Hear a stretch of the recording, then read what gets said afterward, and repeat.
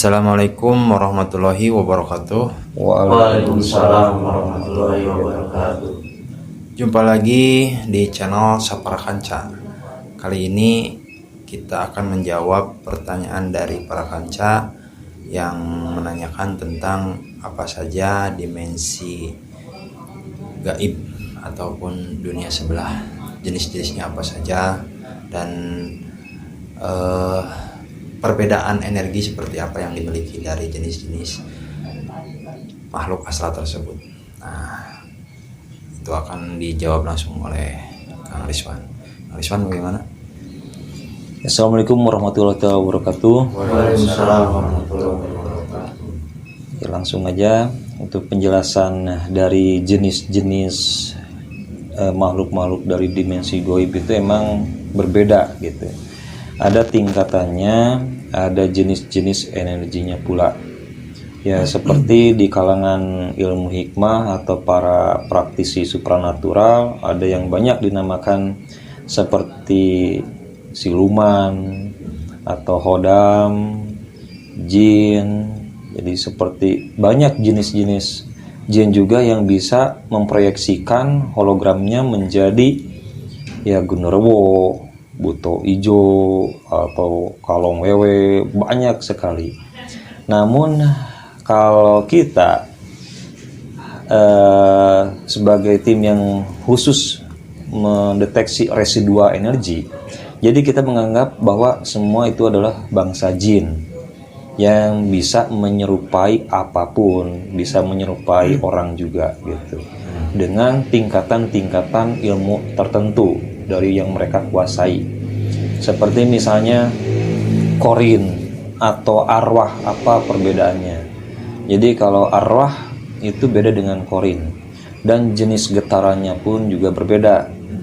Ya, kalau misalnya bagaimana, apakah arwah, korin, siluman seperti genderuwo, buto ijo, atau miskei, ya, kuntilanak, itu apakah bisa menampakkan ke dunia kita?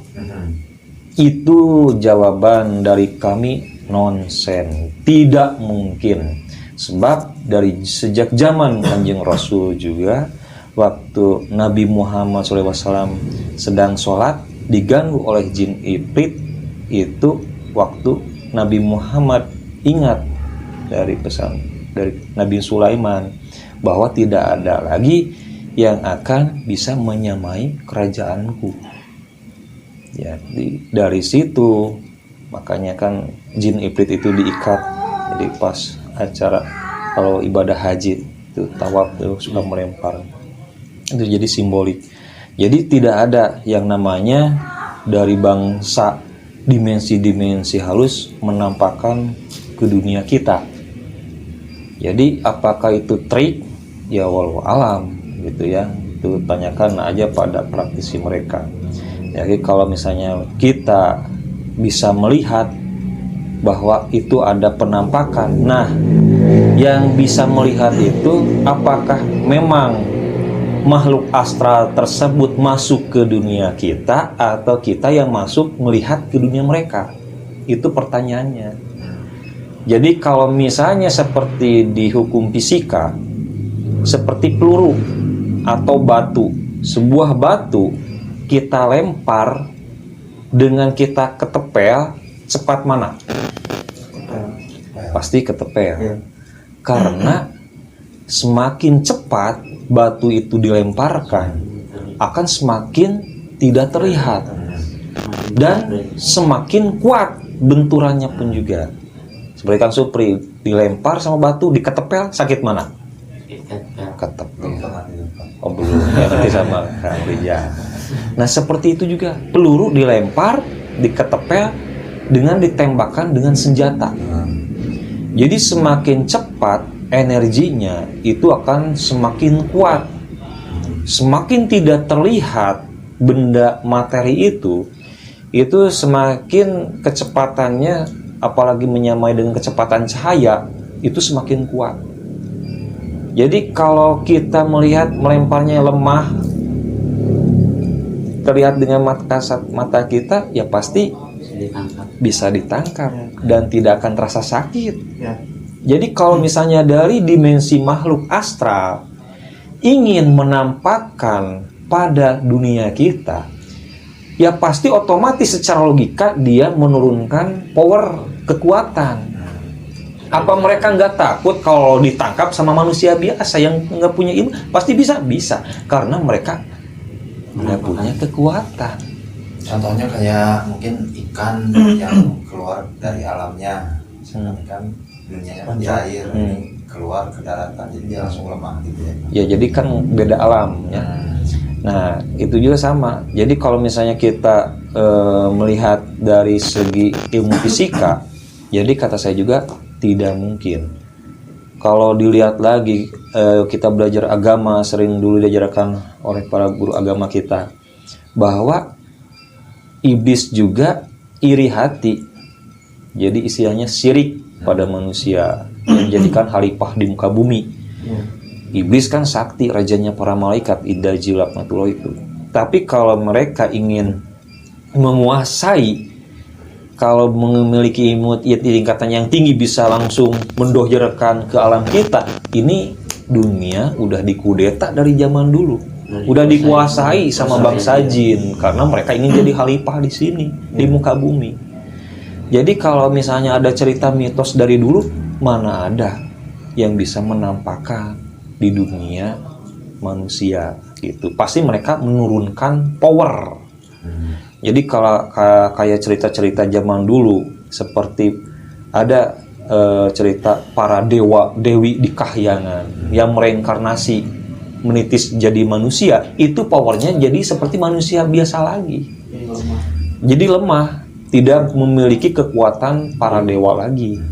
Jadi sama, bangsa jin juga tidak akan memiliki power lagi meskipun di alamnya dia dulunya sakti di alamnya. Tapi kalau udah dibawa ke alam manusia, yaitu udah sunatullah, hukum alam, ya akan dicabut powernya gitu. Nah jadi di sini kalau saya sering lihat di TV-TV atau di channel-channel YouTube banyak penampakan itu, apakah itu trik atau bukan?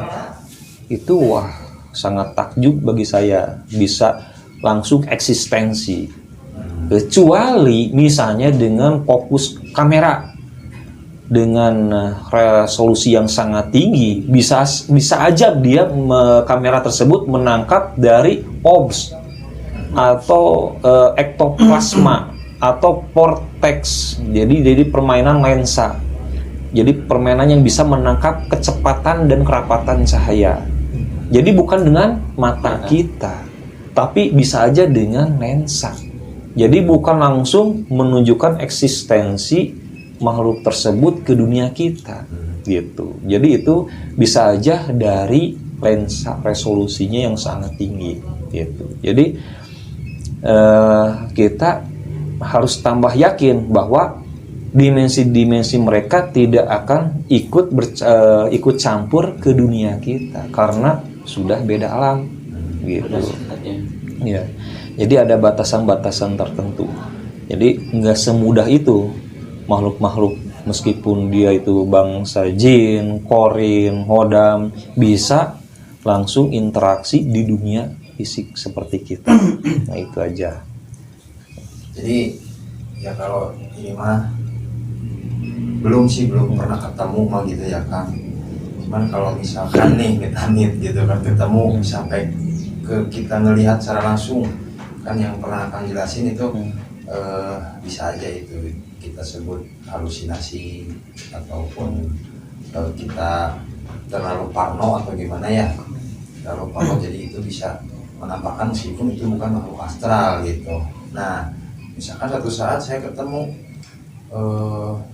kuntilanak misalkan atau makhluk apa genderuwo atau yang jenis-jenis yang lain, karena si makhluk itu lemah ya kan, kita harusnya memberanikan diri ya, meskipun takut gitu ya, tapi kita beraniin gitu, beraniin.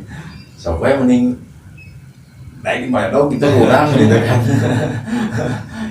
Kayak gitu gimana contohnya Kang? Ya harus punya mental lebih gitu kita buat melawan.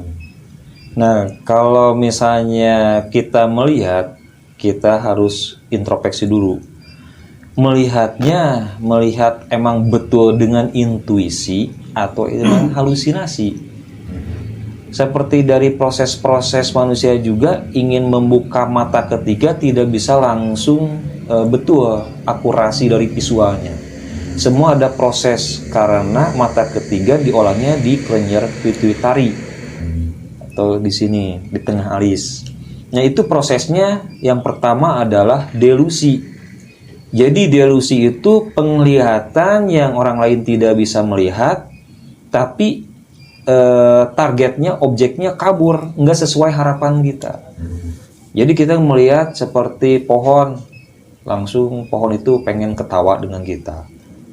Nah, itu kayak orang gila, tahapan-tahapan dari orang-orang ilmu yang mempelajari ilmu saipi yang seperti itu ya tahapannya, makanya harus jaga pandangan, jaga ini, bicara, pendengaran. Jadi 4 perkara yang harus kita jaga. Nah, makanya dari situ jangan sampai ada kita melihat visual-visual yang aneh-aneh, jangan sampai kita langsung kita percayai. Makanya terus zikir. Itu tahapan delusi yang pertama. Yang kedua, tahapan ilusi. Tahapan ilusi sama proyeksinya seperti kita melihat nyata. Misalnya di depan kita ada orang, padahal orang itu nggak ada. Atau misalnya ada makhluk astral, padahal makhluk itu tidak nyata. Itu hanya pengaruh dari pikiran kita. Jadi itu namanya tingkatan dari ilusi. Terus halusinasi. Dan yang terakhir yang paling akurat adalah intuisi. Intuisi itu dari akal dan pikiran kita yang udah diolah menjadi daya cipta. Nah, itu akurasinya, ketepatannya 100%. Jadi kita juga selain bisa melihat makhluk-makhluk astral, kita juga bisa melihat sesuatu di luar nalar, misalnya di balik tembok ini atau saudara kita yang jauh. Langsung kita sinkronkan dengan saudara kita yang jauh. Istilahnya betul di terawang gitu. Ya, ada yang istilahnya nyimplang terawang atau bahasa istilah psikologinya seperti clairvoyance. Jadi melihat jarak jauh. Nah, itu juga ada tingkatannya. Jadi tahapan intuisi yang pertama melihat aura, yang kedua melihat makhluk-makhluk astral, yang ketiga melihat dimensi-dimensi alam-alam hodam yang tertinggi gitu. Nah, langsung ada beberapa tahapan. Jadi tidak bisa langsung melihat yang sempurna. Jadi belum tentu yang praktisi A misalnya melihat di gedung atau di rumah yang angker, penglihatannya sama dengan praktisi B gitu. Jadi kalau misalnya para pemirsa di rumah ingin meminta nasihat atau saran kepada seorang praktisi atau misalnya orang-orang pintar, itu jangan sampai memberikan sugesti dulu kepada orang pintar tersebut. Jadi takutnya orang pintar tersebut modus. Jadi kita yang akan dimanfaatkan. Justru kalau orang yang ISP-nya udah terbuka, tamu yang datang itu sudah ditebak terlebih dahulu. Dia membutuhkan saran apa, itu berarti orang pintar, makanya dinamakan orang pintar gitu, bukan orang modus gitu. Nah, jadi kita jangan curhat dulu. Kalau curhat dulu ya udah dimakan nanti sama mereka. Jadi kalau misalnya sakitnya sakit apa, ya jangan curhat dulu. Biasanya praktisi yang pintar langsung ketahuan, oh ini sakitnya medis, sakitnya di ginjal, oh sakitnya lambung gitu. Jadi nggak usah curhat dulu seperti apa. Takutnya dimanfaatkan oleh oknum-oknum tertentu gitu. Dan mungkin ya biar nggak kita pikirannya nggak terlalu terfokus apa-apa, misalkan sakit itu diasumsikan ke hal yang gaib gitu kan. Itu minimum mungkin harus langkah-langkahnya nih, misalkan cek up dulu di medisnya dulu gitu kan. Baru setelah itu kita ya diskusi dengan orang-orang pintar. Sebetulnya kalau kita kan hukumnya realistis di dunia nyata, hukumnya sunatullah. Jadi kalau kita sakit ya berobat ke dokter, tes lab, CT scan, ronsen atau USG. Nah kalau baru di luar nalar Baru kita tanya, boleh ke orang-orang yang pintar tapi yang benar-benar pintar, bukan asal-asalan gitu. Tapi itu juga kita jangan curhat terlebih dahulu. Tapi kita pertama datang ya udah minimal tahu maksud kedatangan dari tujuan orang tersebut. Nah, kalau misalnya itu dia juga biasanya tidak mengharapkan imbalan, tidak dipatok target atau mahar, seikhlasnya. Biasanya orang-orang seperti itu kan jarang itu yang pakai tarif. Nah, makanya kalau di sini saya sarankan pada pemirsa, jadi kalau misalnya sakit atau apapun, misalnya rezeki sulit, jangan dihubungkan dengan hal-hal mistis, tapi harus dengan hal-hal yang logis gitu. Jadi langkah pertama kita harus memiliki prinsip agama yang sangat kuat di dalam diri. Jadi jangan sampai kita agama lemah, pengetahuan lemah, ya akhirnya kita bakal salah jalan. Ya, terima kasih Kang Rizwan atas penjelasannya. Jadi itu tadi para kanca, semoga penjelasan Kang Rizwan bisa menjawab pertanyaan dari para kanca. Jika ada pertanyaan lain mengenai tentang dunia spiritual ataupun dunia seni, kebudayaan dan lain-lain, bisa cantumkan di kolom komentar. Sekian dari kami tim Separa Kanca, izin untuk undur diri. Billahi taufiq wal hidayah. Wassalamualaikum warahmatullahi wabarakatuh. Waalaikumsalam warahmatullahi wabarakatuh.